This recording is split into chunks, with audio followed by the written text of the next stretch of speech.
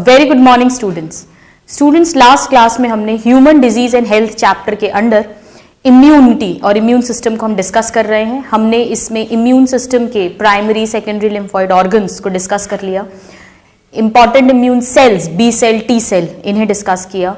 हमने inborn immunity या innate immunity को डिटेल में डिस्कस किया और हमने एक्वायर्ड इम्यूनिटी में cell mediated and antibody mediated immunity को डिस्कस किया था। अब स्टूडेंट्स हम इतना टाइम से बोल रहे हैं एंटीजन एंटीबॉडी, ये वर्ड्स हम लास्ट 2 क्लासेस से यूज कर रहे हैं। आइए अब हम इन वर्ड्स के बारे में थोड़ा सा और अंडरस्टैंड करें और इससे रिलेटेड क्या क्वेश्चंस पूछे जाते हैं उन्हें भी डिस्कस करें। So let's first talk about antigen.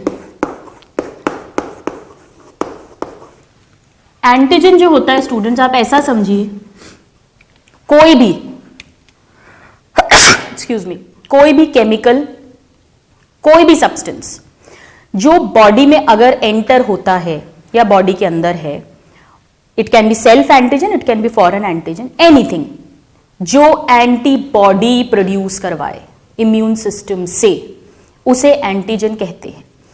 Generally ये क्या होते हैं, कोई पॉलीसेकेराइड या कोई प्रोटीन जो सपोज वायरस के कैप्सिड का प्रोटीन हो, वो अगर एंटीजन की तरह वर्क कर रहा है, मतलब जब वो वायरस बॉडी में आएगा तो उसका जो प्रोटीन कैप्सिड है वो इम्यून सिस्टम से एंटीबॉडीज जनरेट करवा सकता है, तो हम कहेंगे कि वो वायरस का जो कैप्सिड प्रोटीन है वो एक एंटीजन है। या जैसे बैक्टीरिया है, बैक्टीरिया की सेल वॉल होती है, पॉलीसेकेराइड्स कार्बोहाइड्रेट्स की बनी है, अगर वो बॉडी में एंटर होने के बाद में हमारे इम्यून सिस्टम के बी सेल्स के थ्रू एंटीबॉडीज प्रोड्यूस करवा सकता है, तो हम कहेंगे कि वो जो पॉलीसेकेराइड है बैक्टीरिया की सेल वॉल पे, वो क्या है, एक एंटीजन है। पर कोई जरूरी नहीं है कि ये कोई ऑर्गेनिज्म के ऊपर ही हो। फॉर एग्जाम्पल पोलन ग्रेन्स होते हैं, वो अगर बॉडी के अंदर आए और एंटीबॉडीज प्रोड्यूस करवाने लग जाएं तो वो भी क्या है, एक एलर्जन है। कई लोग होते हैं जिन्हें एक एंटीजन है, आई एम सॉरी, कई लोग होते हैं जिन्हें बर्ड्स के फेदर से या कुत्तों के फेदर्स जो बाल हैं, हेयर हैं, वो बॉडी में अगर अंदर चला गया, वो एंटीबॉडी प्रोड्यूस कराता है, तो वो भी क्या है, एक एंटीजन है। कोई मेडिसिन हो सकती है, आपने वो ड्रग ली, वो मेडिसिन ली और एंटीबॉडीज प्रोड्यूस हो रही है बॉडी में, तो वो मेडिसिन भी क्या है, कोई फ्रूट है, कोई वेजिटेबल है, कोई भी चीज जो एंटीबॉडीज प्रोडक्शन करवा सकती है उसे एंटीजन कहते हैं। क्योंकि एंटीजन वर्ड जो है वो शॉर्ट फॉर्म है किसका, antibody generating substance. So antigen, यहां से ये वर्ड आया है, antibody generating. It can be a chemical substance, anything. So हमने यहीं पर लिख दिया है, any chemical, any substance which generates और विच प्रोड्यूसेस और which forms antibodies in the body, जो इंड्यूस कर सकता है, स्टिमुलेट करेगा इम्यून सिस्टम को एंटीबॉडी फॉर्मेशन को, उसको हम एंटीजन कहते हैं। कॉमनली क्या होते हैं ये, कॉमनली ये या तो पॉलीसेकेराइड्स होते हैं, जैसे बैक्टीरिया वगैरह की सेल वॉल पे मिलते हैं, या प्रोटीन्स होते हैं commonly, very important. But others भी हो सकते हैं, जैसा हमने अभी डिस्कस किया, अदर एंटीजन्स लाइक पोलन्स हो सकता है, फ्रूट हो सकता है, कोई पर्टिकुलर वेजिटेबल हो सकती है, कोई मेडिसिन हो सकती है, बर्ड का फेदर हो सकता है। कई लोग होते हैं स्टूडेंट्स जो एग वाइट अगर लेते हैं, अंडे का जो सफेद पार्ट है, तो उनके बॉडी में एंटीबॉडीज प्रोड्यूस होने लग जाती हैं। So that can be egg white etcetera, कुछ भी चीज, shellfish etcetera, they all are antigens. जो भी बॉडी के अंदर इम्यून सिस्टम से एंटीबॉडीज प्रोड्यूस करवाएं वो एंटीजन्स होते हैं। नाउ एंटीजन्स जो हैं ये या तो मेम्ब्रेन बाउंड होंगे, जैसे कि बैक्टीरिया की सेल वॉल का पॉलीसेकेराइड, तो वो एक मेम्ब्रेन से जुड़ा हुआ है, या वायरस का protein capsid, so they can be membrane bound और फ्री एंटीजन। एंटीजन को शॉर्ट में ऐसे लिखते हैं students, capital A small G. So it can be free और it can be membrane bound, कैसा भी हो सकता है, यानी किसी सरफेस से जुड़ा हुआ हो सकता है, मेम्ब्रेन बाउंड और सरफेस बाउंड, या फ्री हो सकता है। जैसे स्नेक कि बाइट हुई तो स्नेक का जो टॉक्सिन है वो बॉडी में एक एंटीजन ही है क्योंकि वो एंटीबॉडी प्रोड्यूस करवाएगा, but it is a free antigen, right. Now antigen का वो पार्ट जो एंटीबॉडी से जुड़ के, एक्चुअली एंटीजन क्या है, एंटीबॉडी प्रोड्यूस हुई, एंटीजन एंटीबॉडी रिएक्शन होती है और जब रिएक्शन होती है तो एंटीजन को डिस्ट्रॉय किया जाता है ताकि वो बॉडी को हार्म ना कर पाए। तो जो एंटीजन का पूरा एंटीजन नहीं जुड़ता एंटीबॉडी के साथ, एंटीजन का वो पार्ट, वो भाग जो एंटीबॉडी के साथ जुड़ता है उसे एपिटोप कहते हैं। वो एंटीबॉडी के ऊपर टोपी की तरह है, epitope. So let's write, very very important, part or portion of antigen which binds with antibody, antibody को शॉर्ट में ऐसे लिखते हैं, capital A small B, with antibody is known as epitope. This is a direct question, बहुत important है। और antibody का वो पोर्शन जो एंटीजन के साथ जुड़ेगा उसे पैराटोप कहते हैं। तो ये दो अलग अलग वर्ड्स हैं, इपिटोप एंड पैराटोप। इपिटोप एंटीजन का पार्ट है, पैराटोप अभी हम पढ़ेंगे एंटीबॉडी का पार्ट होगा। It's a very very important question students, right. Now ये एक बेसिक है एंटीजन के ऊपर। Now let's talk about antibodies. Antibody मतलब वो केमिकल जो इम्यून सिस्टम ने प्रोड्यूस किया है in response to some antigen. So this is chemical, और ये जनरली क्या होता है, ये जनरली गामा ग्लोब्यूलिन नाम का प्रोटीन होता है। प्रोटीन मॉलिक्यूल फॉर्म्ड और प्रोड्यूस्ड बाय, कौन प्रोड्यूस करता है, प्लाज्मा सेल्स।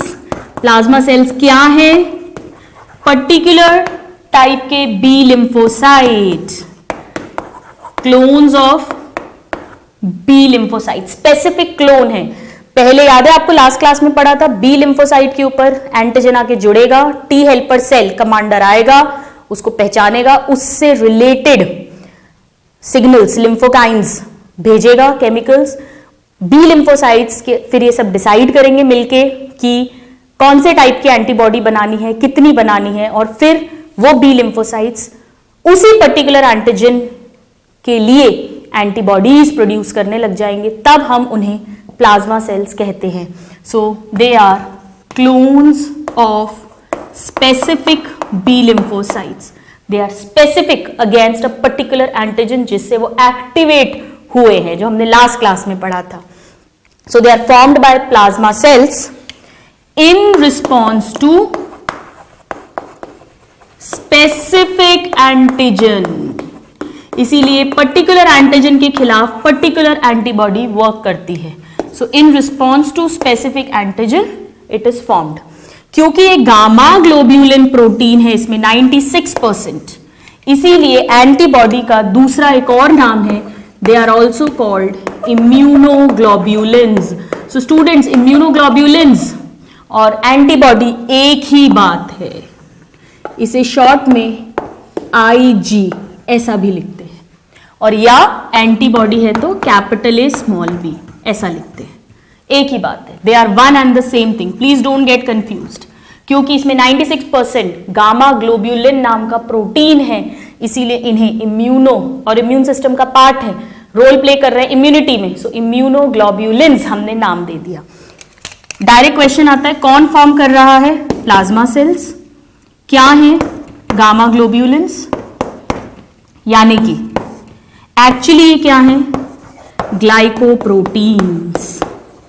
वाई, बिकॉज 96% तो इसमें प्रोटीन है, यही ग्लोब्यूलिन प्रोटीन, बट 4% कार्बोहाइड्रेट होता है। तो अगर आपके क्वेश्चन में ऑप्शन ग्लाइकोप्रोटीन आए, एंटीबॉडीज आर ग्लाइकोप्रोटीन, तो हमारी पहली चॉइस यही होगी। अगर ये ऑप्शन नहीं हो ग्लाइकोप्रोटीन का, सपोज फैट हो, प्रोटीन हो, कार्बोहाइड्रेट है, अलग अलग हैं चारों, और एक न्यूक्लिक एसिड है, तो हमारा बेस्ट ऑप्शन, फिर नेक्स्ट बेस्ट ऑप्शन हो जाएगा प्रोटीन। बट पहला बेस्ट ऑप्शन तो क्या है, they are glycoprotein. Second best option protein, right. मैं लिख देती हूं, this is second best option, but first option तो ग्लाइकोप्रोटीन ही रहेगा ना। ये जो एंटीबॉडीज होती हैं स्टूडेंट्स, ये पहले हम इनका स्ट्रक्चर देखेंगे और फिर हम इनका टाइप पढ़ेंगे ना।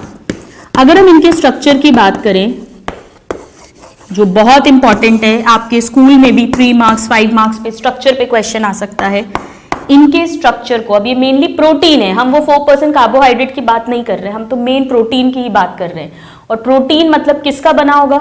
अमीनो एसिड की चेन्स का बना होगा, यानी पॉलीपेप्टाइड चेन्स का बना होगा। अगर मॉलिक्यूलर वेट 10,000 डेल्टन से अबव हो जाता है तो हम उसे प्रोटीन कहते हैं, हमने 11th में पढ़ा है बायोमॉलिक्यूल्स में। तो अगर इनका स्ट्रक्चर हम देखें, कोई भी एंटीबॉडी का, 5 टाइप्स की अभी हम पढ़ेंगे, कोई भी देख लें हम, तो उसकी स्ट्रक्चर को लिखते हैं H2L2, यानी इसमें 2 हेवी पॉलीपेप्टाइड चेन्स हैं, 2 लाइट पॉलीपेप्टाइड चेन्स हैं, 2 हेवी एंड 2 लाइट पॉलीपेप्टाइड, क्योंकि ये खुद क्या है? प्रोटीन है, तो चेन कैसी होगी? Polypeptide chains.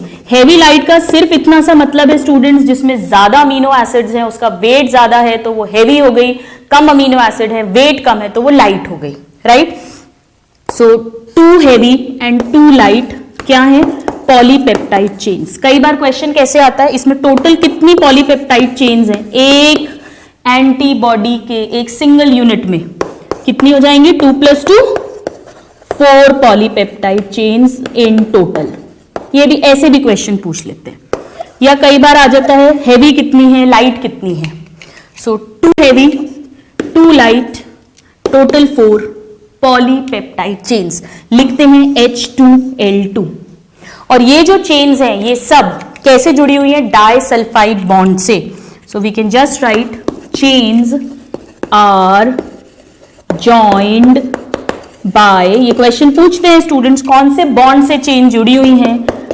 Disulphide bonds, right. Now आप इसको नोट डाउन करिए और फिर हम पढ़ेंगे the structure in a diagrammatic form. Please note this down. आइए स्टूडेंट्स, अब हम देखते हैं कैसे 2 हेवी चेन, कैसे 2 लाइट चेन्स और कैसे ये डाइसल्फाइड बॉन्ड से जुड़ी हुई हैं, कैसा स्ट्रक्चर होता है ना। कैसे स्ट्रक्चर बनाते हैं इसका? पहले 2 हेवी चेन्स बनानी है। अब ये वाई शेप्ड की होती है, जो सिंगल एक यूनिट की बात कर रहे हैं हम। कैसा होता है आइए देखिए।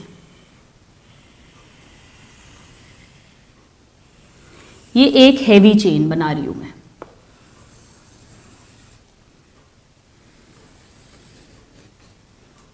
एक और हेवी चेन बना देते हैं।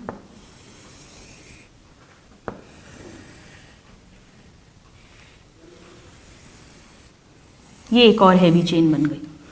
ये पॉलीपेप्टाइड की चेन है स्टूडेंट्स, मतलब अमीनो एसिड्स की बनी हुई है। काफी सारे अमीनो एसिड्स है, काफी हैवी है, इसलिए हैवी नाम दिया है। कितनी है? 2, 1 और 2। किससे जुड़ी हुई है आपस में? डाइसल्फाइड बॉन्ड से, ठीक है। नाउ 2 लाइट चेन्स हैं,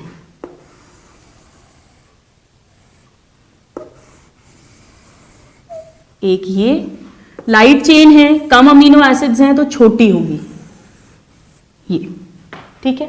नाउ हम जानते हैं पॉलीपेप्टाइड चेन में हमने पढ़ा है अमीनो एसिड में एक N टर्मिनल होता है, एक C टर्मिनल होता है। सो इनमें ये N टर्मिनल है तो ये C टर्मिनल हो गया। ऐसे ही यहां का ये N टर्मिनल है तो ये C टर्मिनल हो गया। इसमें भी इधर N तो इसका C इधर होगा नीचे, क्योंकि ये पूरी एक चेन है। ऐसे ही यहां N तो ये पूरा एंड में आके C, ठीक है। अब ये भी आपस में किससे जुड़ी है? डाइसल्फाइड बॉन्ड से। ये भी जुड़ गई डाइसल्फाइड बॉन्ड से।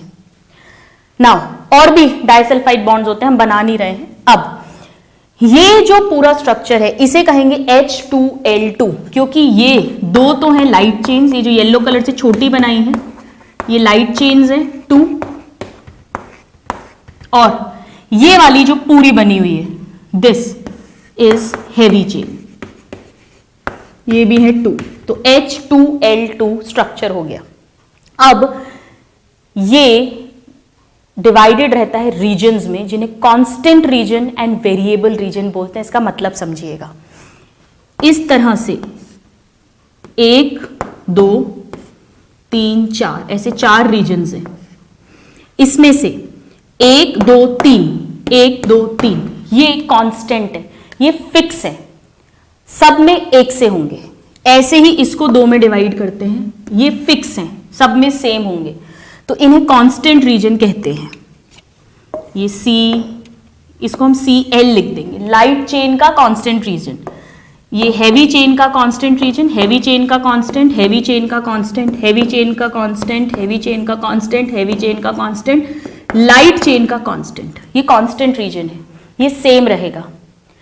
बट जो एंटीबॉडी प्रोड्यूस हो रही हैं वो पर्टिकुलर स्पेसिफिक एंटीजन के खिलाफ हो रही हैं, यानी कि इनका शेप ऐसा होना चाहिए ताला और चाबी की तरह की, उसमें पर्टिकुलर एंटीजन फिक्स हो सके।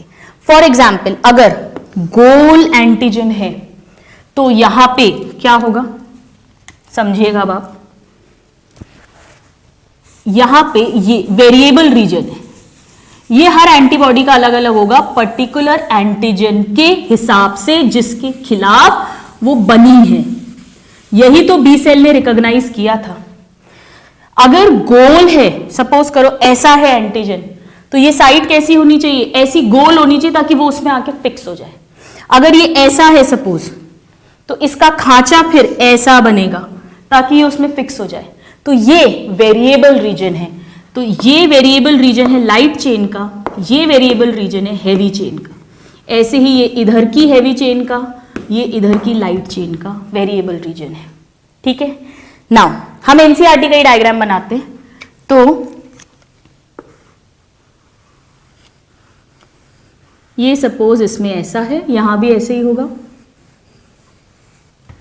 और इधर भी ये ऐसा ही है, लाइक दिस, लाइक दिस। ये शेप सब एंटीबॉडी में अलग अलग होगा। जैसा एंटीजन है उसके खांचे के लिए, उस चाबी के लिए वैसा ही ताले का छेद होगा। बाकी ये सब कुछ सेम होगा, बट ये डिफरेंट होता है एंटीबॉडी में। हर एंटीबॉडी में अलग अलग होगा पर्टिकुलर स्पेसिफिक एंटीजन के शेप के अकॉर्डिंग। इसे वेरिएबल रीजन कहते हैं। यहीं पे एंटीजन आके बाइंड करेगा। अब अगर ये शेप ऐसा है,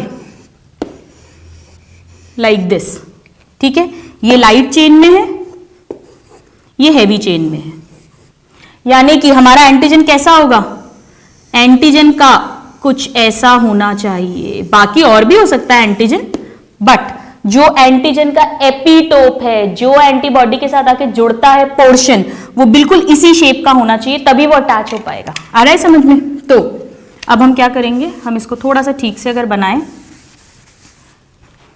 तो ये लाइट चेन है, लाइट चेन का वेरिएबल रीजन VL, ये हैवी चेन का वेरिएबल रीजन, यानी ये येलो येलो क्या है, एंटीबॉडी का पार्ट है, और ये हमारा एंटीजन है, ये पूरा। और ये जो पार्ट फिक्स हुआ है एंटीबॉडी के अंदर आकर, ये इसका एपिटोप है।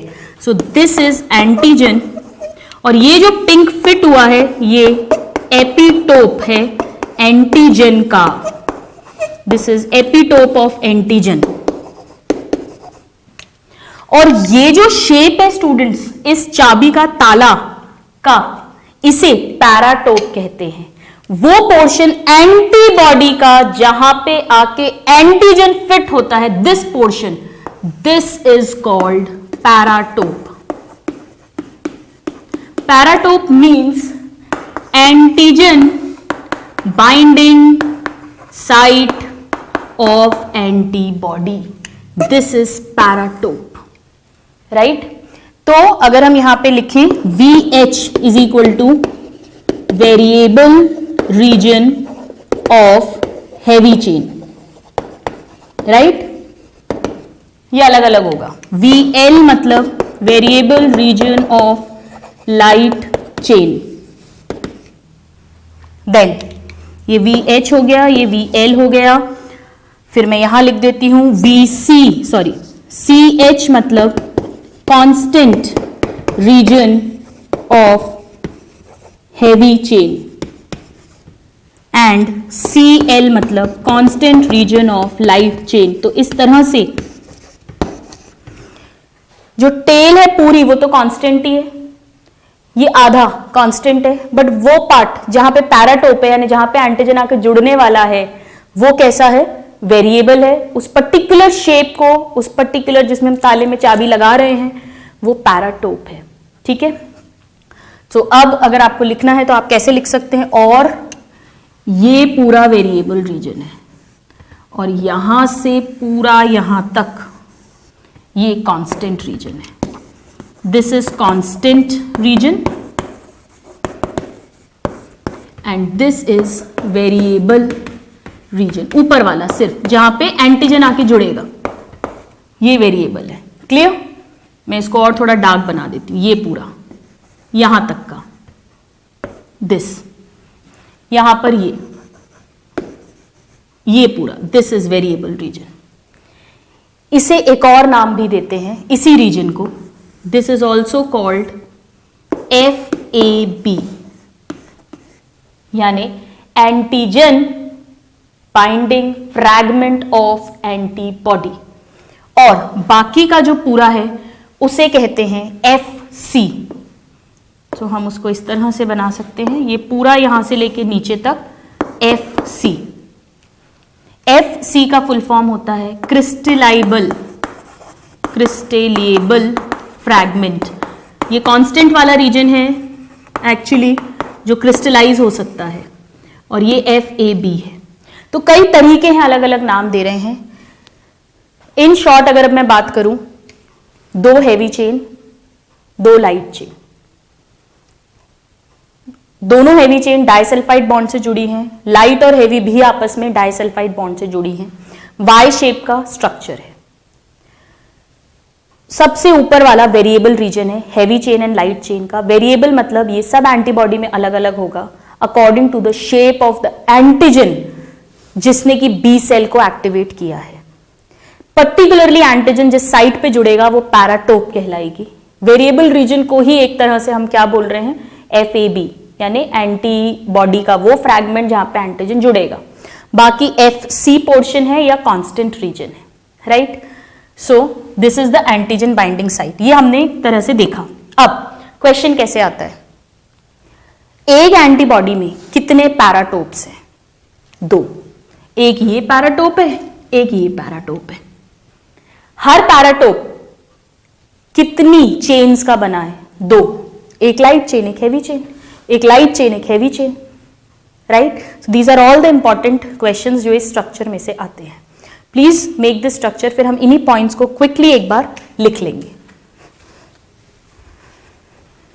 सो नाउ स्टूडेंट्स, आइए हम इन्हीं पॉइंट्स को लिख लें। इन सब पे क्वेश्चंस पूछे जाते हैं। हम स्ट्रक्चर ऑफ एंटीबॉडी की बात कर रहे हैं। हमने ये लिख लिया कि उसमें 2 हेवी 2 लाइट पॉलीपेप्टाइड की चेन्स हैं, टोटल 4 चेन्स हैं, और वो सब आपस में डाइसल्फाइड बॉन्ड से जुड़ी हैं। 2 क्वेश्चंस हम लिख चुके हैं। नाउ थर्ड पॉइंट इज, हम एंटीबॉडी के स्ट्रक्चर की ही बात कर रहे हैं। वो ये है कि एंटीबॉडी का मोनोमर, ये सिंगल एक यूनिट की बात कर रहे हैं, क्योंकि कुछ एंटीबॉडी जैसे अभी हम पढ़ेंगे M टाइप की एंटीबॉडी जो है वो ऐसी 5 यूनिट से मिलकर बनती है। एंटीबॉडी A जो है वो ऐसी 2 यूनिट से मिलकर बनती है, 8 चेन से। बाकी antibody G, antibody D, antibody E वो ऐसी सिंगल सिंगल रहती है।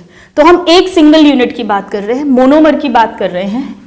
वो उसका शेप पूछा जाता है, it is Y shaped.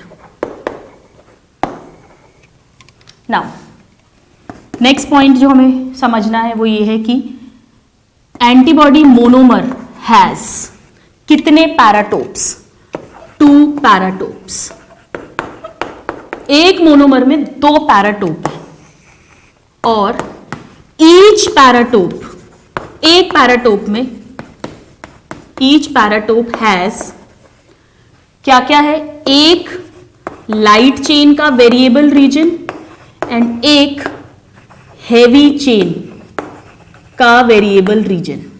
So VL and VH का खांचा जो है, तो हर पैराटोप में, यानी कि एंटीबॉडी मोनोमर हैज टोटल कितने, एक एंटीबॉडी मोनोमर में 2 पैराटोप्स हैं, हर पैराटोप में एक लाइट और एक हैवी चेन है।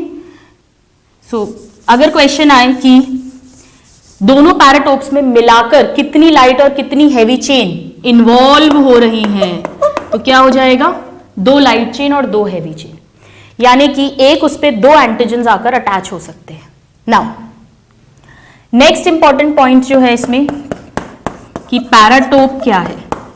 सो पैराटोप वो पोर्शन है या पार्ट है एंटीबॉडी का टू विच एंटीजन यानी कि उसका इपीटोप बाइंड्स। अब इसमें बहुत कंफ्यूजन होता है स्टूडेंट्स, ये तो याद रह जाता है कि एक के पार्ट को एपिटोप बोलते हैं, एक के पैराटोप, किसको क्या बोलते हैं समझ में नहीं आता। बहुत सिंपल है, हम तो एंटीबॉडी के ऊपर आकर अटैच हो रहा है। एंटीबॉडी के ऊपर कौन आएगा, एंटीजन। टोप मतलब टोपी, और एपी मीन्स अपॉन, जैसे एपिथीलियम हमने पढ़ा था, एपी का मतलब अपॉन होता है, तो एंटीबॉडी के अपॉन ऊपर कौन आ रहा है, एंटीजन। तो एंटीजन का पार्ट क्या है, एपिटोप। ऐसे आप याद रख सकते हो, राइट। नाउ हमने वेरिएबल कांस्टेंट रीजन के बारे में लिख लिया, एफएबी और एफसी के बारे में लिख लिया है। Now we'll talk about types of antibody. Now this is again very very important, ये सारे क्वेश्चंस हैं जो हमने डिस्कस किए हैं। Now there are mainly 5 types of antibodies. हम इन्हें किस तरह से लिखेंगे, GAMDE, गैमडी। गैमडी मैंने क्यों लिखा है, आपको स्पेलिंग याद रखनी पड़ेगी। गैमडी, गैमडी इसे कैसे लिखा जाता है, G मीन्स इसे ऐसे लिखेंगे, इम्यूनोग्लोब्यूलिन का शॉर्ट फॉर्म ये था क्योंकि ये प्रोटीन इम्यूनोग्लोब्यूलिन है, गामा ग्लोब्यूलिन है, और फिर आगे G लगा देंगे। इसे कैसे लिखेंगे, IgA। इस तरह से एंटीबॉडी लिखी जाती है। ये हो गया IgM, IgD and IgE। Students वैसे तो और भी तरीके से याद रखने के, आप गैमिड भी याद रख सकते हो, गेम और फिर डी, गैमिड, डैमिड, गैमिड, बट हमने पर्टिकुलरली गैमडी क्यों लिखा है, गैमडी इसलिए लिखा है, हमने इसके अमाउंट के हिसाब से लिखा है। बॉडी में सबसे ज्यादा ये रहती है, this is maximum in number, सबसे ज्यादा ये रहती है, ऑलमोस्ट 70 to 80% यही रहती है। सो 75 to 80%, ये डायरेक्ट क्वेश्चन आता है, दिस इज मैक्सिमम। देन ये नेक्स्ट 10 to 15%, देन ये उससे भी और कम, around 7%, 7 to 8%, then the less than 1%, बहुत कम, और जो ई है वो मिनिमम होती है, this is minimum in number. ये एलर्जी वगैरह में बढ़ जाती है, हम डिस्कस करेंगे। दिस इज अबाउट 0.5% या उससे भी कम। तो हमने इसीलिए इनको इस ऑर्डर में लिख लिया है। नाउ नेक्स्ट क्वेश्चन भी हम यही डिस्कस कर लेते हैं कि इनमें से प्लेसेंटा कौन सी क्रॉस कर सकती है। इनमें से सिर्फ जी है जो प्लेसेंटा क्रॉस करती है, इसीलिए मदर से फीटस में ये क्रॉस होकर आती है, और फीटस का खुद का इम्यून सिस्टम अभी डेवलप नहीं हुआ है, बर्थ के बाद डेवलप होगा जब उसको नेचुरल इम्यूनिटी मिलेगी। तो फीटस को इन्फेक्शंस ना हो उसके लिए फीटस के पास जो इम्यूनोग्लोबुलिन्स एंटीबॉडीज हैं, वो मदर की जो एंटीबॉडी जी है वही प्लेसेंटा के थ्रू ट्रांसफर होकर फीटल को बचाती है। So this G crosses placenta, बाकी कोई क्रॉस नहीं करता है। So this is again a very very important question, directly पूछा जाता है, IgG वाली प्लेसेंटा को क्रॉस करती है। देन IgA जो है, ये हमने रिप्रोडक्शन में पढ़ा था, रिप्रोडक्टिव सिस्टम में, कि ये मदर के मिल्क में प्रेजेंट होती है, जो मदर का इनिशियल मिल्क होता है ब्रेस्ट फीडिंग का, लैक्टेशन का, डिलीवरी के बाद जो पीले से रंग का दूध आता है जिसे हम कोलेस्ट्रम कहते हैं। इमीडिएटली आफ्टर बर्थ भी बच्चे का इम्यून सिस्टम उतना डेवलप नहीं हुआ है, तो इनिशियली कुछ दिन के लिए, इनफैक्ट 6 मंथ्स तक, जब तक वो ब्रेस्ट फीड करती है, सबसे ज्यादा तो शुरू में इसका लेवल रहता है, वो उस मिल्क में रहता है मदर के, ताकि वो फिर बेबी को जब वो ब्रेस्ट फीड करे तो ट्रांसफर हो सके। इसीलिए breast feeding is very very important for the newborn. तो वो जो एंटीबॉडी है वो ए वाली होती है, तो मैं यहां लिख देती हूं, this is present in colostrum.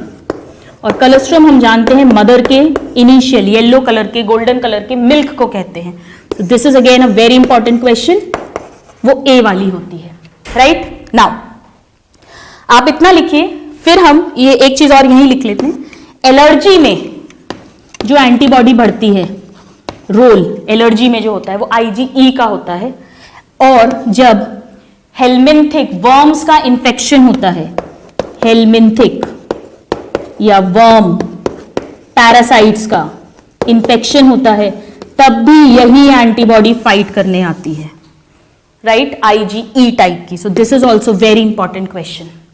Now IgM जो है, इसका इंपॉर्टेंट पॉइंट ये है कि ये सबसे पहले फीटल लाइफ में सबसे पहले जो बनना शुरू होती है वो यही होती है. हम और भी इनके बारे में पढ़ेंगे. ये तो सबसे इंपॉर्टेंट क्वेश्चंस हैं जो मैंने एक साथ लिख दिए हैं. अब इनका स्ट्रक्चर और इनका फंक्शंस हम डिस्कस करेंगे. Please note this down. Now students, in antibodies को डिटेल में पढ़ने से पहले आइए हम एंटीजन एंटीबॉडी रिएक्शन के बारे में पढ़ें, ताकि जब हम इनको पढ़ेंगे तो हम डायरेक्ट लिख लेंगे कौन सी एंटीबॉडी मेनली क्या कॉज कर रही है. नाउ एंटीजन एंटीबॉडी रिएक्शन की अगर हम बात करें, क्या मतलब है इससे?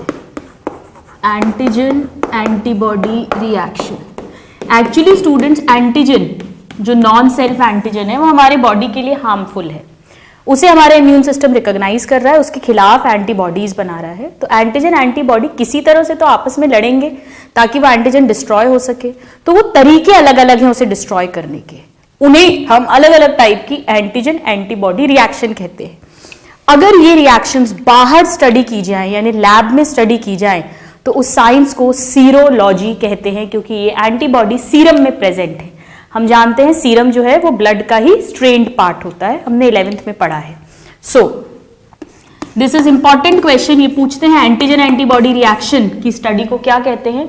It is called serology. So, what is serology? Let us write. It is in vitro study of antigen antibody reaction. Right? So, this is important. Now, क्या क्या reactions हो सकती हैं? Types of reactions. कैसे कैसे वर्क होगा, कैसे कैसे लड़ाई हो सकती है? पहला, जिसे कहते हैं न्यूट्रलाइजेशन. इसमें क्या होता है स्टूडेंट्स, जो भी एंटीजन का टॉक्सिक पार्ट है उसके सरफेस पे आकर एंटीबॉडी उसे कवर कर देती है, मास्क कर देती है. तो अब एंटीजन अपना टॉक्सिक इफेक्ट शो नहीं कर पाएगा, यानी कि एंटीबॉडी ने उस एंटीजन के टॉक्सिक पर्टिकुलेट को, टॉक्सिक पार्ट को न्यूट्रलाइज कर दिया. इसीलिए इसे कहते हैं न्यूट्रलाइजेशन. सो न्यूट्रलाइजेशन में क्या हो रहा है? Antibody neutralises the effect of toxic particulate of antigen. ये जनरली फ्री एंटीजन, जो एंटीजन का जो फ्री बाहर निकला हुआ टॉक्सिक पार्ट है, राइट. सो ये पार्टिकुलेट्स जनरली फ्री होते हैं of antigen bye covering on its surface. उसकी सरफेस को कवर कर लिया. सपोज ये टॉक्सिक पार्ट था, ये एंटीबॉडी आके अटैच हो गई. अब ये टॉक्सिक पार्ट फ्री नहीं रहा तो ये रिएक्शन हार्मफुल इफेक्ट्स शो नहीं कर पाएगा, क्योंकि एंटीबॉडी ने आकर इसको कवर कर लिया है. So by covering on its surface. ये फ्री होना चाहिए था तभी काम करता, पर इसने इसको कवर कर लिया, फ्री को कवर कर लिया टॉक्सिक पार्ट को, यानी उसको न्यूट्रलाइज कर दिया. जो IgG, IgM जो मेन एंटीबॉडीज हैं इसी तरह से रोल प्ले करती हैं. नाउ सेकेंड तरीका जो है that is called agglutination. Agglutination word हमने 11th में भी पढ़ा था, जब हमने ब्लड के बारे में पढ़ा था और जब हमने ब्लड ग्रुप्स पढ़े थे, उसमें हमने ब्लड ट्रांसफ्यूजन पढ़ा था. वहां हमने लिखा था कि अगर सही ब्लड ग्रुप नहीं चढ़ाया जाए, डोनेट किया जाए, ट्रांसप्लांट किया जाए, तो आरबीसीज एक दूसरे के साथ क्लम्प कर जाते हैं, गुच्छा बन जाता है और खत्म हो जाते हैं. उसे हमने एग्लूटिनेशन रिएक्शन कहा था एंटीजन एंटीबॉडी के बीच में.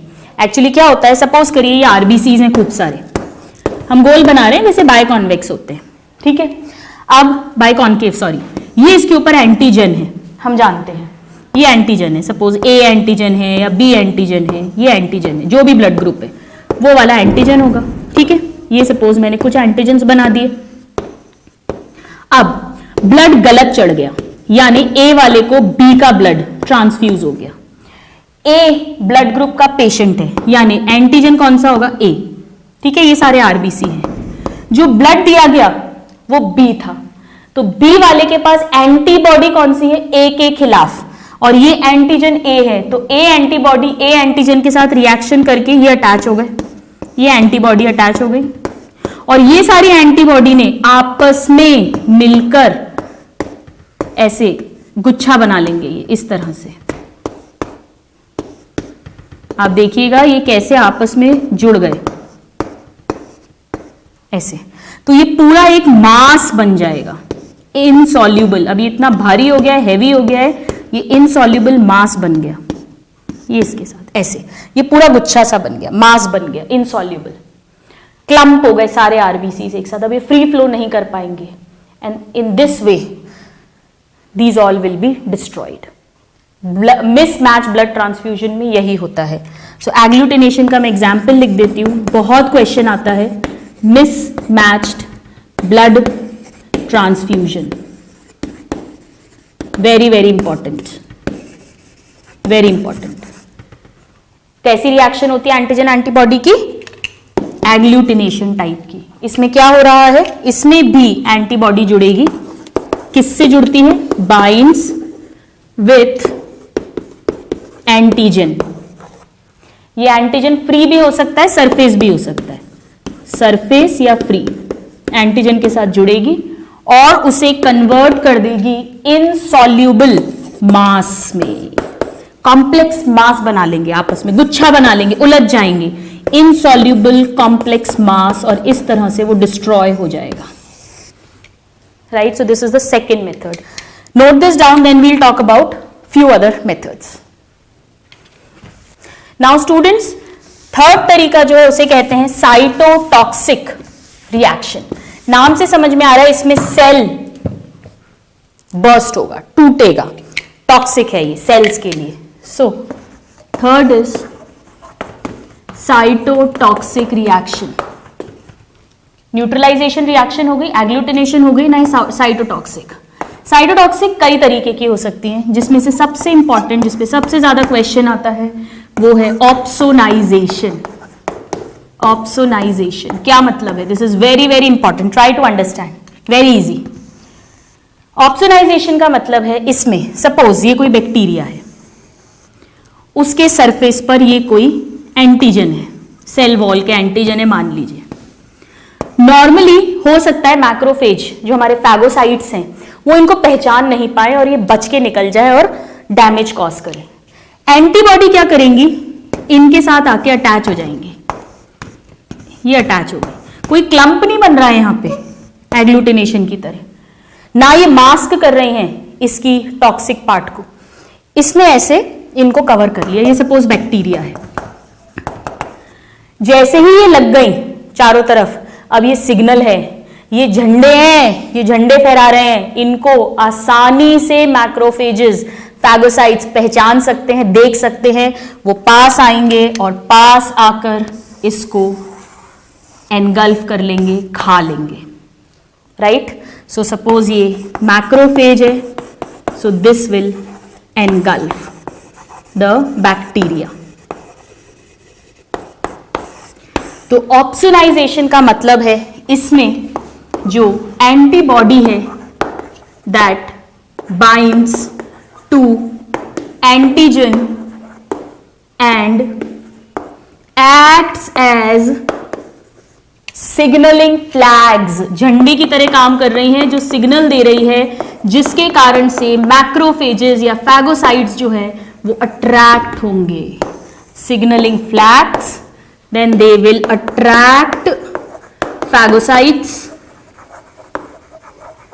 और फिर phagocytes जो हैं वो उसको खा जाएंगे, सेल का डैमेज हो गया, डिस्ट्रॉय हो गया। This is opsonisation. Now cytotoxic में सेकंड तरीका है जिसे कहते हैं कॉम्प्लीमेंट फिक्सेशन। बहुत सिंपल है स्टूडेंट्स, इसमें एंटीबॉडी एंटीजन के साथ जुड़ेगी और जुड़ने के बाद वो कॉम्प्लीमेंट सिस्टम को एक्टिवेट कर देगी। कॉम्प्लीमेंट सिस्टम हम जानते हैं छेद करेगा उस बैक्टीरियल वायरल जो भी सेल है उसके अंदर, पानी घुसेगा और वो फट जाएगा। तो दोबारा क्या हो रहा है, cytotoxicity.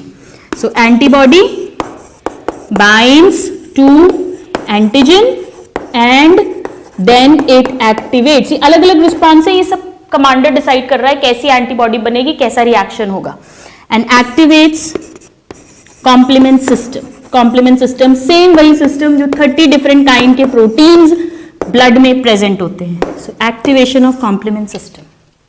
Now there is one more and that is the by natural killer cells. कभी कभी ये जो एंटीबॉडी है ये एंटीजन के साथ अटैच होके it activates natural killer sales, और फिर ये जो नेचुरल किलर सेल्स हैं, नेचुरल किलर एनके सेल्स, और ये जो एनके सेल्स हैं दे डिस्ट्रॉय जो कैंसरस सेल्स हैं, वायरस इन्फेक्टेड सेल्स हैं, cancer cells, virus infected cells, particularly जिसके अगेंस्ट नेचुरल किलर सेल्स काम करते हैं उन्हें खा जाएंगे, infected cells particularly. So by activation of NK cells also it works, right? Now these are the various methods: neutralization, agglutination, opsonization, complement fixation by activating NK cells. यहाँ पर हमें एक नोट लिखना है स्टूडेंट्स, और नोट में हम ये लिख रहे हैं कि जो IgE टाइप की एंटीबॉडी है, ये एक्चुअली हमें एंटीबॉडी लिखने की जरूरत ही नहीं, IgE का मतलब ही है इम्यूनोग्लोबुलिन E यानी एंटीबॉडी E। ये एक्टिवेट करती है इओसिनोफिल्स को। ये एक टाइप का WBC है, granulocyte. It activates eosinophils and destroys helminth cells. जो हेलमिंथ है, platyhelminthes, flat worms, round worms, अगर वो पैरासाइट्स ने बॉडी को इन्फेक्ट किया है तो IgE टाइप की एंटीबॉडी निकलती है, और वो किस तरह से काम करती है, वो इओसिनोफिल्स का नंबर बढ़ाती है, उन्हें एक्टिवेट करती है, और ये इओसिनोफिल्स जाकर अटैक करते हैं हेलमिंथ सेल्स को। So they destroy helminths. This is very very important. IgE में अभी हमने लिखा भी था, ये एलर्जी और हेलमिंथिक इन्फेक्शंस जब होते हैं तब रेज होती है, वरना ये बॉडी में सबसे कम 0.5% ही रहती है। ये दोनों ही बहुत इंपॉर्टेंट क्वेश्चंस हैं, राइट? अगर किसी को एलर्जी है या किसी को पैरासिटिक हेलमिंथिक इन्फेक्शन सस्पेक्ट कर रहे हैं और उसका ब्लड टेस्ट कराएं, सीरम टेस्ट कराएं, ब्लड में सीरम ही टेस्ट होता है, तो उसमें से IgE लेवल्स बहुत बढ़े हुए रेज्ड आएंगे। इसका मतलब ही है कि बॉडी में कोई ना कोई या तो एलर्जन है, हम पढ़ेंगे एलर्जी क्या है, या कोई ना कोई हेलमिंथिक पैरासाइट मौजूद है। Any, it can be taenia, it can be ascaris, it can be dracunculiasis, filariasis, कुछ ना कुछ हेलमिंथिक इन्फेक्शन या तो वुकरेरिया का कोई ना कोई इन्फेक्शन जरूर है ही है। This is a very very important point, ये क्वेश्चन पूछा जाता है। So these are the various types of reactions. आप इसको नोट करिए, फिर हम वापस आते हैं about the 5 types of antibodies. आइए स्टूडेंट्स, अब हम 5 टाइप्स की एंटीबॉडीज के बारे में लिखते हैं, पढ़ते हैं। जो इंपॉर्टेंट क्वेश्चंस है, बहुत डायरेक्ट क्वेश्चंस आते हैं इसमें। So the first is IgG, G type की एंटीबॉडी, इम्यूनोग्लोबुलिन G। मैक्सिमम होती है ये 75 to 80% मैक्सिमम कॉन्सेंट्रेशन। ये पहला क्वेश्चन है। It is the only antibody which crosses placenta. तो ये फीटस को इम्यूनिटी प्रोवाइड करेगी, ये क्वेश्चन पूछा जाता है। नाउ ये जो एंटीबॉडी है स्टूडेंट्स, ये मोनोमर फॉर्म में रहती है। मोनोमर, दैट मीन्स इसका स्ट्रक्चर जैसा हमने बनाया था इस तरह से रहेगा, 2 लाइट चेन और एक हैवी चेन, बिल्कुल सेम वैसे, 2 हैवी चेन 2 लाइट चेन, इस तरह से। दैट मीन्स इसका स्ट्रक्चर हम कैसे लिखेंगे, H2L2। नाउ ये कैसे रिएक्शन, क्या क्या रिएक्शंस कॉज करती है, ये न्यूट्रलाइजेशन कॉज करती है सबसे ज्यादा, तो न्यूट्रलाइजेशन रिएक्शन शो करती है। साइटोटॉक्सिक रिएक्शंस भी शो करती है। Cytotoxic reactions like opsonisation, then complement fixation etcetera, ये सब शो करती है। ये मोस्टली न्यूट्रलाइजेशन से करती है काम ये। सो मैक्सिमम मोनोमरिक फॉर्म में present, can cross placenta, it's a very very important question. Now second is IgA, ये सेकेंड मैक्सिमम है, सेकेंड मैक्सिमम कॉन्सेंट्रेशन है 10 से 15%। वेरी इंपॉर्टेंट क्वेश्चन पूछा जाता है, सभी बहुत इंपॉर्टेंट है। प्लेसेंटा को क्रॉस नहीं करती, डाइमर फॉर्म में प्रेजेंट रहती है। डाइमर का मतलब है इसका स्ट्रक्चर हो गया 2 into H2L2, यानी टोटल 8 पॉलीपेप्टाइड चेन। कैसा रहता है स्टूडेंट्स, ये 2 हेवी चेन्स और ये लाइट चेन, ये तो एक मोनोमर हो गया। ऐसे ही 2 और हेवी चेन्स और 2 लाइट चेन्स, और ये आपस में J चेन से जुड़ी रहती है। यानी इसमें टोटल कितनी चेन्स हो जाएंगी, 4 और 4 8। पैराटोप्स कितने होंगे, ये 1 paratope, 2 paratope, 3 paratope, 4 paratope, 4 paratopes हो जाएंगे। तो यहां मैं अगर लिखूं तो इसमें 2 पैराटोप्स होंगे और इसमें 4 पैराटोप्स हो जाएंगे। और दोनों जो मोनोमर्स हैं वो किससे ज्वाइंड है, ये क्वेश्चन पूछते हैं, they are joined by J chain,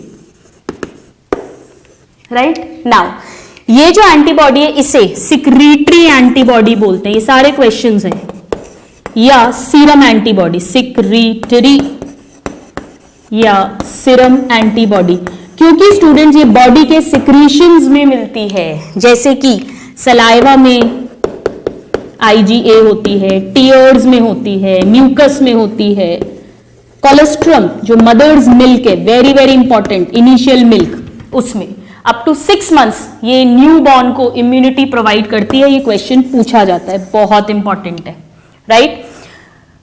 ये जनरली न्यूट्रलाइजेशन मेथड के थ्रू वर्क करती है और भी रिएक्शंस शो कर सकती है। So this is about IgA, please note this down, then we'll read more. Now students अब हम नेक्स्ट पे आ रहे हैं। गैम्बी हमने नाम रखा था, यानी M, मैं यहां पे लिख देती हूं, आपको कंफ्यूजन नहीं हो। ये भी मेनली न्यूट्रलाइजेशन रिएक्शन शो करती है। ये इतना इंपॉर्टेंट पॉइंट नहीं है। मोस्ट इंपॉर्टेंट पॉइंट इसमें एक तो ये वाला है कि सिक्रीटरी या सीरम एंटीबॉडी कौन सी है, क्यों, क्योंकि ये बॉडी के सिक्रीशंस में मिलती है। क्वेश्चन पूछते हैं सलाइवा के ऊपर, टीयर के ऊपर और कोलेस्ट्रम के ऊपर, और कितने पैराटोप्स है, इनका स्ट्रक्चर कैसा है। Now let's talk about the next, that is third. ये बहुत इंपॉर्टेंट है, इसमें बहुत सारे क्वेश्चंस बनते हैं। ये थर्ड मैक्सिमम कॉन्सेंट्रेशन में हो जाएगी, 7 to 8% है कॉन्सेंट्रेशन। नाउ ये पहली एंटीबॉडी है जो फीटल लाइफ में बनती है। So this is first type of antibody which is formed in foetal life. सबसे पहले यही वाली एंटीबॉडी बनना शुरू होती है। This is very very important. Placenta को क्रॉस नहीं कर सकती है। ये पेंटामेरिक है, यानी इसमें इसका स्ट्रक्चर हो जाएगा 5 into H2L2, यानी 4 5s, दो heavy 2 light, 4 chain, 4 into 5 20 chain हो जाएंगे। सारी चेन J चेन से जुड़ी होंगी। कैसे, जैसे फॉर एग्जाम्पल ये दूसरी, तीसरी, चौथी, पांचवी, ये 5 है, इक्वल डिस्टेंस पे होती है। मैं अभी रफ डायग्राम बना रही हूं, ये ऐसे, तो एक एक यूनिट है ये, ऐसी 5 यूनिट, और ये सब आपस में इस तरह से जुड़ी हुई हैं। They all are joint like this, J chain से जुड़े हुए हैं। तो यानी अगर कोई पूछे इसमें पैराटोप कितने हैं, एक में 2 होते हैं, तो 5 में कितने हो जाएंगे, 10 पैराटोप्स, यानी 10 एंटीजन एक साथ जोड़ सकती है। स्टूडेंट्स, जो एग्लूटिनेशन रिएक्शन है मिसमैच ब्लड ट्रांसफ्यूजन में, उसमें IgM ही एक्चुअली वर्क करती है। सो रोल इन, क्योंकि आप समझ सकते हो इस तरह का स्ट्रक्चर है इसका। So role in agglutination reaction of mismatched blood transfusion. Mismatched blood transfusion, उसमें IgM का ही रोल होता है. नाउ ये 5 यूनिट्स की बनी है, यानी ये सबसे बड़ी एंटीबॉडी भी हो जाएगी. याद रखना इजी है. So this is largest antibody. ये भी क्वेश्चन पूछा जाता है. नाउ स्टूडेंट्स, जब भी पहली बार कोई एंटीजन बॉडी में एंटर करता है तो सबसे पहले जो एंटीबॉडी निकलती है वो IgM ही निकलती है फाइट करने के लिए, बाद में IgG. इसीलिए प्राइमरी इम्यून रिस्पॉन्स जब भी हमारा इम्यून सिस्टम शो करेगा, प्राइमरी मींस पहली बार जब एंटीजन एंटर हुआ है तो सबसे पहले प्लाज्मा सेल्स जो एंटीबॉडीज बनाते हैं वो IgM ही बनाते हैं, बाद में दूसरे टाइप की बनती है. So this is the first antibody formed during primary immune response, यानी पहली बार जब एंटीजन एंटर करता है तो सबसे पहले यही बनती है. Very very important. मैंने इसीलिए अभी तक प्राइमरी इम्यून रिस्पॉन्स नहीं पढ़ाया है क्योंकि मुझे आपको IgM पहले बताना था. सो दिस इज वेरी इंपॉर्टेंट कि प्राइमरी रिस्पॉन्स में कौन सी सबसे पहले प्रोड्यूस होती है, IgM. हम इसको डिस्कस करेंगे अभी थोड़ी देर में. देन रिएक्शंस कौन सी शो करती हैं? ये मेनली साइटोटॉक्सिक रिएक्शंस शो करती है, जैसे opsonisation, then complement fixation plus agglutination देखा ही हमने ऊपर, एक्सेट्रा. बट मेन न्यूट्रलाइजेशन पे क्वेश्चन आए तो IgG और ऑप्सोनाइजेशन पे क्वेश्चन आए तो IgM. ये हमें ध्यान रखना है. बाकी ये पेंटामर है, सब पे क्वेश्चन आते हैं. फीटल लाइफ में सबसे पहले फॉर्म होती है, मिसमैच में लार्जेस्ट है, प्राइमरी इम्यून रिस्पॉन्स में सबसे पहले निकलती है. 5 होते हैं और ये सब J चेन से ज्वाइंड है. Please note this down, then we'll talk more. Now students, let's see the fourth gam D का D. So fourth is IgD. बड़ी इंटरेस्टिंग है स्टूडेंट्स, बहुत कम होता है ये, लेस देन 1% है. मोनोमर है, यानी वही H2L2 के फॉर्म में इसका स्ट्रक्चर मिलेगा. सिंपल H2L2, वही 2 पैराटोप्स हो जाएंगे, 2 पैराटोप्स. नाउ स्टूडेंट्स, आपको याद है हमने लास्ट क्लास में पढ़ा था कि जब भी कोई एंटीजन बॉडी में एंटर होता है, टी सेल डायरेक्ट एक्टिवेट नहीं होते हैं. पहले एपीसी पे वो एंटीजन का पार्ट प्रेजेंट होता है, फिर टी सेल एक्टिवेट होता है. बट बी सेल्स जो होते हैं वो डायरेक्ट एक्टिवेट होते हैं. जैसे ही इनएक्टिव बी सेल या नेव इनएक्टिव बी सेल के ऊपर एंटीजन अटैच होता है तो वो एक्टिव बी सेल में कन्वर्ट हो जाता है और फिर टी हेल्पर सेल की मदद से वो एंटीबॉडीज बनाता है प्लाज्मा सेल में कन्वर्ट होके, या वो मेमोरी सेल्स में कुछ सेल्स कन्वर्ट हो जाते हैं और मेमोरी सेल्स के ऊपर भी वो एंटीबॉडीज प्रेजेंट रहती है ताकि जब नेक्स्ट अटैक हो तो वो तुरंत एंटीबॉडी रिलीज हो जाए. स्टूडेंट्स, वो जो एंटीबॉडी है जो इनएक्टिव बी सेल पे, हमने क्या कहा, इनएक्टिव बी सेल पे जब एंटीजन अटैच होता है तो वो एक्टिव में कन्वर्ट होते हैं. तो कहां अटैच होता है? यही वाली एंटीबॉडी लगी रहती है इनएक्टिव के ऊपर. इनएक्टिव बी सेल पे यही एंटीबॉडी अटैच रहती है, इसी पे आके एंटीजन जुड़ता है, वो एक्टिव में कन्वर्ट होता है, फिर टी हेल्पर सेल उसकी मदद करता है, फिर प्लाज्मा सेल्स बनते हैं, फिर अलग अलग टाइप की एंटीबॉडीज बनाई जाती हैं. So this is present on inactive B cells या नेव बी सेल्स. तो हम क्या कह सकते हैं कि ये क्या है? ये एक्चुअली इनएक्टिव बी सेल के ऊपर प्रेजेंट एंटीजन के रिसेप्टर्स की तरह काम कर रही हैं. They act as antigen receptors on surface of inactive B cells. और इनएक्टिव बी सेल जो है वो एक्चुअली एंटीजन प्रेजेंटिंग सेल्स भी हैं एक टाइप के, right? So this is very very important. ये एंटीजन रिसेप्टर्स हैं इनएक्टिव बी सेल के ऊपर, ठीक है. Then next fifth is IgE. IgE main point है, इसका कॉन्सेंट्रेशन बॉडी में नॉर्मली मिनिमम होता है, लेस देन 5%. 0.5%। ये भी मोनोमर है, सिर्फ IgA डाइमर है और IgM पेंटामर है। M से याद रख सकते हो, M मतलब मैग्ना, मैक्रो, बड़ी, तो उसमें 5 है। नाउ ये भी मोनोमर है, यानी इसका स्ट्रक्चर भी क्या होगा स्टूडेंट्स, H2L2। इसमें भी कितने पैराटोप्स होंगे, एक में कितने होते हैं, 2, सो 2 पैराटोप्स। नाउ ये जो एंटीबॉडी है ये रिलीज होती है, दिस इंक्रीज ड्यूरिंग एलर्जी, जब भी एलर्जिक रिएक्शंस होंगी, एंड हेलमिंथिक इन्फेक्शंस जब भी होंगे, पैरासिटिक हेलमिंथिक इन्फेक्शंस, उस टाइम पर ये बढ़ जाती हैं और ये फिर इओसिनोफिल्स को एक्टिवेट करके और फिर रिएक्शंस करवाती हैं, वो हम बात करेंगे। So this is very very important question, please note this down and then we will talk मोर।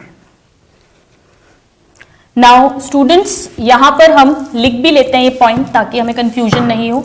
जो IgE एंटीबॉडी की अभी अभी हमने बात की, ये हेलमिंथिक इंफेक्शंस के टाइम किसको एक्टिवेट करती है, इओसिनोफिल्स को, जो फिर हमने आपको याद हो जब 11th क्लास में ब्लड पढ़ा था, ब्लड सेल्स पढ़े थे, तो हमने WBC पढ़े थे, एक टाइप के ग्रैन्युलोसाइट होते हैं इओसिनोफिल्स या एसिडोफिल्स, वो तब हमने लिखा भी था पैरासिटिक हेलमिंथिक इंफेक्शंस के अगेंस्ट उनका रोल होता है, वो ऐसे ही होता है। IgE एंटीबॉडीज प्रोड्यूस होंगी, वो एक्टिव करेंगी इओसिनोफिल्स को और फिर ये इओसिनोफिल्स जो होते हैं ये इन पैरासाइट्स को किल करते हैं।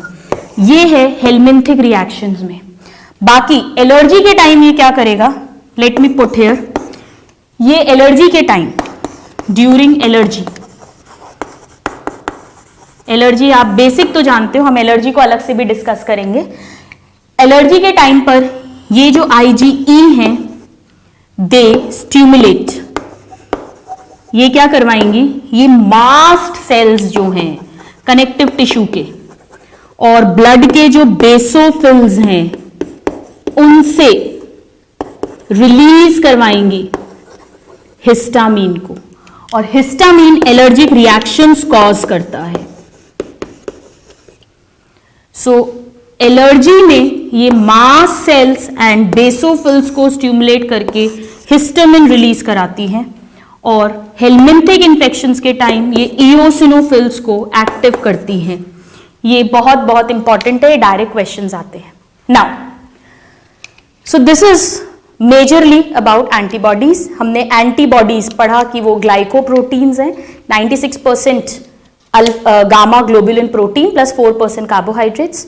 एंटीजन के रिस्पॉन्स में हमारा इम्यून सिस्टम उन्हें फॉर्म कर रहा है। बेसिक स्ट्रक्चर H2L2 है, जहां एंटीजन जुड़ता है वो वेरिएबल रीजन पैराटोप है। हर एक मोनोमर में 2 पैराटोप्स हैं, 2 हेवी चेन है, 2 लाइट चेन है, डाइसल्फाइड बॉन्ड से जुड़ी हुई हैं, Y शेप की हैं। 5 टाइप्स की हैं गैमडी, सबसे ज्यादा G, सबसे कम E। एलर्जिक रिएक्शन हेलमिंथिक में E, इनएक्टिव बी सेल्स पर D, प्लेसेंटा को क्रॉस करेगी G, कोलेस्ट्रॉम सिक्रीशंस में प्रेजेंट रहती है A, सबसे बड़ी पेंटामेरिक है M, प्राइमरी इम्यून रिस्पॉन्स में M बनती है और बाद में G प्रोड्यूस होती है। अब हम देखते हैं, आइए, primary and secondary immune response. So primary immune response and secondary immune response. हम लास्ट क्लास से डिस्कस करते आ रहे हैं, जब पहली बार कोई एंटीजन, नया एंटीजन बॉडी में एंटर करता है तब जो रिस्पॉन्स शो होता है उसे प्राइमरी इम्यून रिस्पॉन्स कहते हैं। सो फर्स्ट पॉइंट हम लिखते हैं, एनकाउंटर विथ एंटीजन, जो भी पैथोजन है उसके साथ कौन सा एनकाउंटर है, इसमें फर्स्ट एनकाउंटर है, पहली बार वो बॉडी के अंदर एंटर हुआ है। इसमें पहली बार नहीं, कितनी भी दूसरी, तीसरी, चौथी बार, यानी सब्सिक्वेंट एनकाउंटर है। प्राइमरी में क्या होता है स्टूडेंट्स, आइए समझें, हम एक ग्राफ से इसको समझते हैं। फॉर एग्जाम्पल, ये हम एक ग्राफ बनाए, ये सपोज डेज है या टाइम है, जो भी टाइम, और यहां पे हम एंटीबॉडी का टाइटर यानी एंटीबॉडी के लेवल्स की बात करें सीरम में, ब्लड में, पहली बार यहां सपोज इस जगह पहली बार कोई एंटीजन एंटर हुआ, this is first entry of pathogen या जो भी एंटीजन है, तो बॉडी सबसे पहले ये एंटीजन एंटर होगा, B cells, inactive B cells के साथ अटैच होगा, और जब वो अटैच होगा तो वो एक्टिव होंगे, टी हेल्पर सेल्स उनकी मदद करेंगे और वो एंटीबॉडी प्रोड्यूस करेंगे। कौन सी एंटीबॉडी सबसे पहले प्रोड्यूस होती है? आईजीएम, ये प्रोड्यूस हो गई, रिएक्शन, फिर ये धीरे धीरे सबसे पहले लैग फेज आएगा, फिर पीक आएगी, फिर पीक के बाद वो डिक्लाइन होगा और ये खत्म हो गई। थोड़ी देर बाद, कुछ दिनों बाद इसमें जी भी प्रोड्यूस होती है, ये भी डाउन हो गई, राइट। सबसे पहले कौन सी आई? आईजीएम, बाद में कुछ टाइम बाद आएगी आईजीजी। तो ये पहला क्वेश्चन हो गया कि प्राइमरी इम्यून रिस्पॉन्स में सबसे पहले कौन सी आती है? अब यहां लिख लेते हैं हम, एंटीबॉडी इन्वॉल्व्ड। कौन सी है antibody involved? IgM followed by IgG. But अगर एक क्वेश्चन पूछें तो आईजीएम। अब क्या हुआ? यहां पे सपोज करिए सेकेंड अटैक हुआ, सपोज इस जगह यहां पे सेकेंड एंट्री हुई, सेकेंड, थर्ड, फोर्थ कोई भी, तो सब्सिक्वेंट एंट्री लिख देती हूं मैं, अटैक हुआ। जब सब्सिक्वेंट अटैक होगा तो स्टूडेंट्स जो आईजीएम है वो तो बहुत कम बढ़ती है, वो तो बहुत कम बढ़ेगी, ऐसे थोड़ी सी। अब memory B cells, memory B T cells हैं, वो जो मेमोरी बी सेल्स होते हैं वो आईजीजी को बनाते हैं, तभी आईजीजी मैक्सिमम होती है मेमोरी सेल्स में। और अब सब कुछ तैयारी है, टी हेल्पर सेल्स वगैरह की जरूरत नहीं है, तो वो बहुत जल्दी रिलीज होगी। तो अभी देखिए यहां जो स्लो फेज था, लैगिंग फेज जो था, इसका लैग फेज बनने का वो धीमा था, यहां पर वो बहुत तेज ऐसा होगा और बहुत सारी बनेगी। तो इसमें और इसमें अगर आप ध्यान से देखें, यहां पे सेकेंडरी में आईजीजी बन रही है, एक तो रिस्पॉन्स फास्टर है, यहां पर ऐसे जा रहा है, यहां ऐसे जा रहा है ग्राफ, बहुत तेजी से बन रही है क्योंकि मेमोरी सेल्स प्रेजेंट है। दूसरा, बहुत हाई कॉन्सेंट्रेशन में बन रही है, बहुत फास्ट एंड बहुत पावरफुल अटैक करेंगी, डिजीज प्रेजेंट होने ही नहीं देंगी, सिम्टम्स प्रेजेंट होने ही नहीं देंगी, पहले ही उसे किल कर देंगी। अगेन दिस इज आईजीएम, होगा बट बहुत कम, मेन आईजीजी। तो सेकेंडरी रिस्पॉन्स जो है, this is secondary response. Secondary response में मेन कौन सी एंटीबॉडी है? IgG, this is main. और प्राइमरी में, दिस इज प्राइमरी रिस्पॉन्स, यहां पर है आईजीएम। ये क्यों है? सेकेंडरी रिस्पॉन्स जो है वो फास्टर एंड मोर पावरफुल है। क्यों है? क्योंकि मेमोरी सेल्स हैं, तो अब वो सारा टाइम नहीं रहेगा। इसे लैग फेज बोलते हैं, जो एंटीबॉडीज बनने का फेज है। सो यहां पे कौन सी एंटीबॉडी है? IgG. Now third point is lag phase, या हम लिख देते हैं रिस्पॉन्स। यहां पे कैसा है response? Slow and low titre of antibody. Antibodies की मात्रा भी कम है, अटैक उतना पावरफुल नहीं है और धीरे धीरे हो रहा है। यहां पे अटैक बहुत फास्ट है एंड हाई टाइटर है, बहुत ज्यादा एंटीबॉडीज बन रही है, पावरफुल अटैक है, राइट? यानी इसका लैग फेज स्लो है, इसका लैग फेज बहुत स्टीप है, बहुत जल्दी एंटीबॉडीज बनेंगी और बहुत सारी बनेंगी। स्टूडेंट्स, इसीलिए जब किसी को, सपोज करिए कोई पेशेंट आया हमारे पास जिसे बहुत दिन से खांसी है, कफ है, हमने बाकी सिम्टम्स देखे और डॉक्टर को लग रहा है कि शायद इसको ट्यूबरकुलोसिस का इन्फेक्शन है, टीबी है, तो डॉक्टर उसका ब्लड टेस्ट कराएगा। ब्लड टेस्ट में हम टेस्ट करते हैं कि जो टीबी की एंटीबॉडी है वो आईजीजी है या आईजीएम है। अगर आईजीएम एंटीबॉडी बढ़ी हुई आती है, यानी कि वो टीबी का बैक्टीरिया का जो इन्फेक्शन है बॉडी में वो हाल ही में हुआ है, रीसेंट है, प्राइमरी है। भले वो बोले कि मुझे सपोज आईजीजी बढ़ी हुई आई, इसका मतलब वो बोलेगा आपको मुझे 2 महीने से खांसी है, बट आप उसको बोलोगे कि नहीं आपको ज्यादा टाइम सिम्टम होगा, फिर वो बोलेगा हाँ मुझे 6 महीने पहले भी 1-2 महीने तक ऐसी खांसी रही थी। यानी कि तब बैक्टीरिया ने पहला अटैक किया होगा, तब IgM बढ़ा होगा, वो डॉक्टर के पास नहीं आया, ठीक हो गया, मेमोरी इम्यून सिस्टम में रह गई, दोबारा अटैक हुआ, और जब दोबारा अटैक हुआ तो IgG बढ़ी आएगी। इसीलिए जो एक्यूट कंडीशंस होती हैं उसमें IgM बढ़ा आता है, जो रिसेंट है, प्राइमरी है, और जो सब्सिक्वेंट अटैक्स होते हैं उनमें IgG बढ़ा आता है। वैक्सीनेशन का भी यही कॉन्सेप्ट है।